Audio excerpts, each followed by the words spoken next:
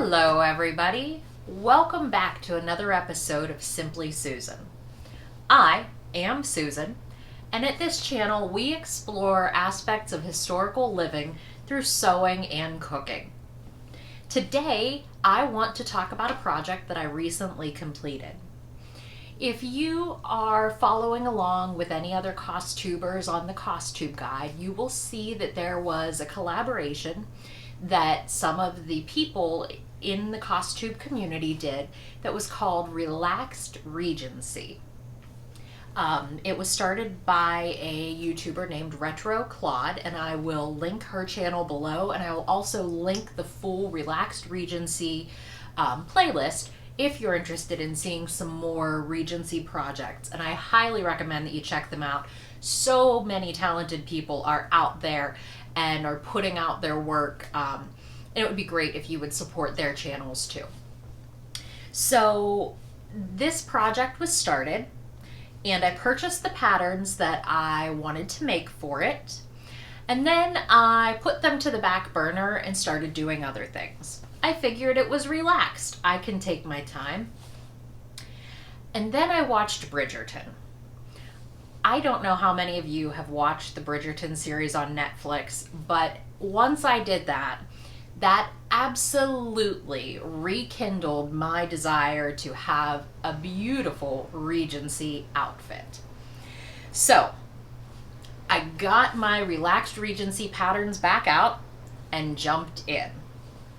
Whenever you're making any type of a historical outfit, you usually want to start with the underlayers, because if you don't have the right silhouette, the whole outfit is just never going to look right. It won't sit right. It won't lay right. So I started there.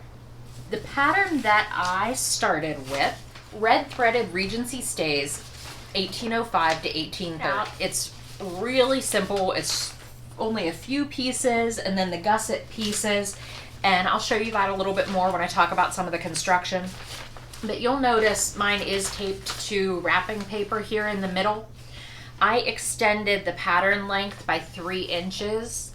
I am 5'8", and I think I have a longer torso. And also, I really get self-conscious about the lower squishy bits of my stomach, so I would prefer something be a smidgen longer than is appropriate, just for my personal taste and how I'm going to fit it. Now, I am going to show you the garment, and then what I actually did, and I would really appreciate if anybody would give me feedback on this video. When I recorded my actual sewing, this time I recorded everything in time lapse. So it's going to go really quickly, and you're going to get just like 30-second bursts as I do each part of this, because sometimes the sewing can just take so long and be so tedious to sit and watch, you know, me sew the same seam for 10 minutes or whatever. So I figured I would try that. I would try to do a little bit more explanation of how I built the garment, and then we'll just go through and watch it come together in warp speed, and then we'll look at the final fitting. So please give me some feedback and let me know what you think about it. Oh, and if you are still following with me right now, and I hope that you are, please like my video. Please subscribe to my channel. Please share it to all of your friends, families, neighbors, co-workers, anybody. I am really trying to work on my channel, get my channel growing, and I need your help to do it. So let's look at the stays and see what we made. So like I said, these are the Regency stays. This is a fabric, I believe that this is linen that I lined it with. I'm not 100% sure, because if you watched my stash video for all of this behind me, I didn't purchase it, I acquired it. So I'm not actually sure what half of the fabric is that I'm using. I probably could follow along how to test it and do some testing, but frankly I just kind of picked what I liked and went with it. And then this is, I'm going to say this might be some kind of upholstery-ish fabric. It was really thick and heavy, and I figured that for a structure garment like this, I would want something that wasn't, you know, going to have any give, and that was going to have some strength to it, because it will be under some strain when you wear it and whenever you have it laced up. So I cut all of the pattern pieces out. I cut out the layer of linen and then the fashion fabric. I went through and on all of the seams, I went around them with a zigzag stitch just because this isn't lined, so I didn't want my seams to fray too terribly. So I went through with the zigzag stitch to try to kind of like prevent a little bit of the fray. Then I went through, and the construction of this is a technique called flat lining. Basically, you put the two pieces together and then you baste around them so that they're together, and then you just sort of treat it as one piece of fabric even though it's two pieces put together. So I did the flat lining, and I also, and you'll see me in the warp speed videos, I like to use quilt basting spray sometimes to help with the flat lining. I don't know if that's proper technique. I don't know if that's best practices, but I like to do that some because it kind of helps things from sliding around. And so yeah, I did that. Then I inserted the bust gore pieces. I inserted the side front gore pieces. I actually did that wrong, and I put the hip gore into the side gore because I'm not sure how I didn't understand English, and you know, side and hip are two different locations, I guess. But at any rate, ripped all of that out, put it back in, and you put these in, you sew it in, and then you press the seam open and you top stitch around it to keep it down nice and flat. So I did that. Once the gores were in, gussets, gores, they're labeled both ways, I assembled the pieces and then got to the business of making the boning channels. There's a specific way that they have you fold back these back panels, which is pretty simple. You fold it on the line, sew 3/8 of an inch, leave a 1/2 inch, sew another 3/8, and you have your two boning channels for the center back. There are some boning channels that are just top stitched onto the garment, and then these other boning channels are made from your seam allowance. So you sew with a 5/8 inch seam allowance, sew a it said scant 1/8 of an inch, so like barely there, top stitch onto the seam allowance, I guess to kind of keep it down, and then you sew 3/8 of an inch over onto the remaining bit of your seam allowance, and you get a boning channel. I then put all of my boning in. You will see me doing that. I used zip ties on this one, and basically I just cut them to length, file down the edges a little bit, tuck them in. And then for the binding, this was just a single fold bias, I don't know, some kind of bias tape that I had, and I just sewed it around, flipped it and pressed it inside and sewed it back around. I tried to do stitch in the ditch as close to the edge as I could on this, and it's okay. I have it laced just with some twill tape, 1/2 inch twill tape maybe? I'm not sure. Yeah, 1/2 inch. And I know that I probably could put something nicer, but twill tape is cheap and strong and it's serving my purposes. I probably will put a satin ribbon for these ones up here at the front just to make it look a little bit nicer.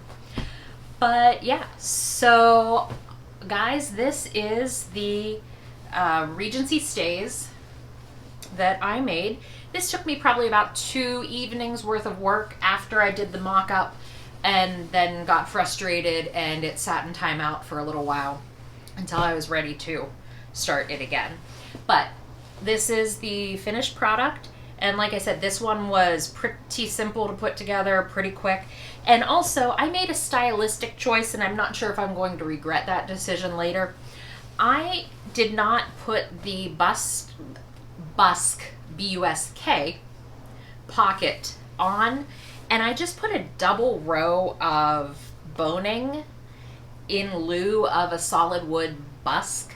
That's definitely a deviation from what would be appropriate, but I'm also looking at what I think is going to be comfortable if I'm wearing this, you know, for a day walking around town or something, as one does. So that's my project. We're going to move to the warp speed section next, where we're going to show the construction of this. And I wish I could do things that quickly and have a project done in 2.5 minutes flat, but you'll get to see that and get to see it come together really quickly. And if there's any questions, if anybody is making this project, if you want to know specifically what I did in more detail, please shoot me a message, put a comment, and I will definitely respond to it and be happy to try to help anybody out any way that I can. When you look at my garments, and this goes for most of the things that I sew, I keep trying to get better. I keep trying to do more detailed work, more precision work, and really pay attention to the quality of the garments that I am constructing. But also, whenever I look at a finished garment, it's like, could this be better? Yes, very much so. Like, if you're here for a best practices how-to video, I hate to break it to you, but this probably isn't the place for you, because we are just here to have fun and try new things, and there are lots of people that are 1,000 times better than I ever will be, and please watch them learn the best way to do things. But if you want to just kind of try something new, get along, try something different, please keep following. And like I said, let a comment and I'll do what I can to help you out if you're working on this project. But yeah, I always look at it and it's like, could it be better? Yes. Am I happy with what I did? Am I proud of what I accomplished? Am I still pleased with what I made? Also, yes. And that's important, I think. So, quick break. We will assemble this garment in lightning fast speed, and then we'll take a look at it on. Thank you.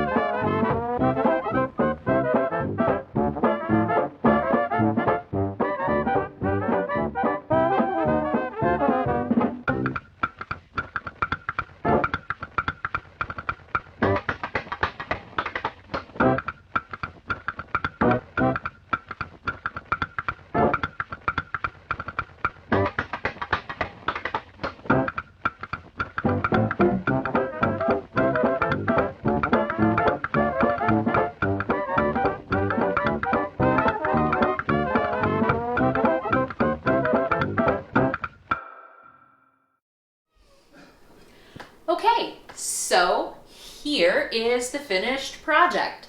I just have a pair of jeans on because I do not have anything properly Regency that I could wear with this. Like I said, you usually start with the bottom layers and work your way out.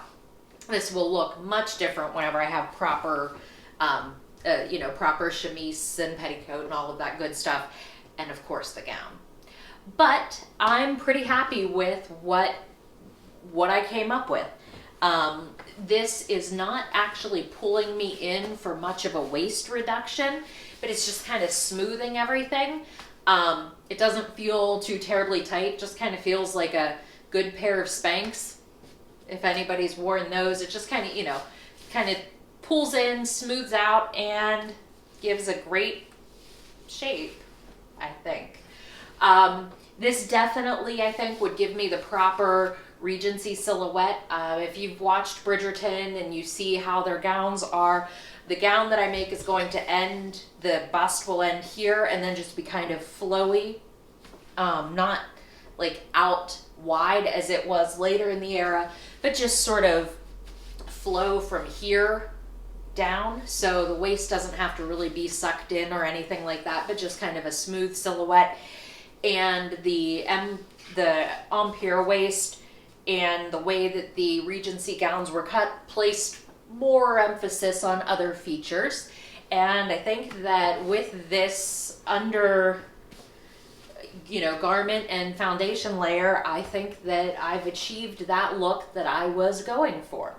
So thank you so much for joining me in this quick little journey through Regency undergarments, and I appreciate your time. Please remember to like, subscribe, share, all of that good stuff, and I look forward to seeing you in the next video. Bye!